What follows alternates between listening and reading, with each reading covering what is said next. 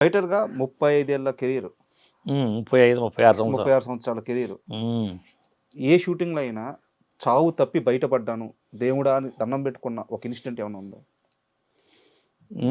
నేను అది నాకు ఛత్రపతిలో పీటర్ మాస్టర్ ఈ వైజాగ్లో అక్కడ నుంచి ఒక 200 కిలోమీటర్ల సముద్రంలోకి వెళ్ళాము.